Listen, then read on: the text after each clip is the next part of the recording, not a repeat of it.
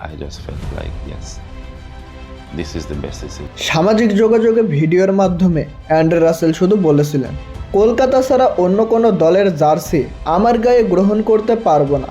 আমি অন্য কোনো ফ্র্যাঞ্চাইজির হয়ে খেলবো এবং কলকাতার বিপক্ষে মাঠে নামবো, সেটা আমি ভাবতেও পারি না। তাই আমার সিদ্ধান্ত এখানেই, আমি আইপিএল থেকে অবসর গ্রহণ করছি, যদিও আমি অ্যাক্টিভ একজন খেলোয়াড়। হ্যাঁ দর্শক, নিজের ভিডিও বার্তায় ঠিক এভাবেই বলেছিলেন অ্যান্ড্রে রাসেল। তবে সবশেষে একটা গুড নিউজ দিয়েছেন তিনি, কলকাতার হয়ে না খেললেও আইপিএল থেকে অবসর নিলেও কলকাতা নাইট রাইডার্সে তিনি থাকছেন নতুন ভূমিকায়। সেটা হচ্ছে কলকাতার পাওয়ার হিটিং কোচ হিসেবে থাকবেন অ্যান্ড্রে রাসেল। 2012 সালে প্রথম আইপিএল খেলেন অ্যান্ড্রে রাসেল। প্রথম 2 বছর তিনি খেলেন দিল্লি ক্যাপিটালসের হয়ে। এরপর 2014 সালে তাকে কেনে কলকাতা নাইট রাইডার্স। তখন থেকেই কলকাতা নাইট রাইডার্স ছেড়ে তিনি একটি অংশ হয়ে পড়েন।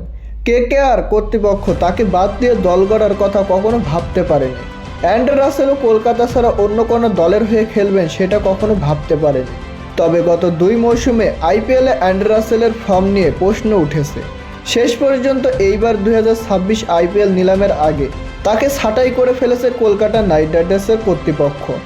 আর তারপর আইপিএল থেকে এবার অবসরের সিদ্ধান্ত নিয়ে নিলেন অ্যান্ড্রে রাসেল।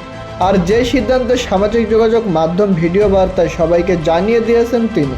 তো প্রিয় দর্শক, কলকাতা নাইট রাইডার্স অ্যান্ড্রে রাসেলের সাথে কি এটা ঠিক করেছে তা জানিয়ে দিন আমাদের কমেন্ট বক্সে।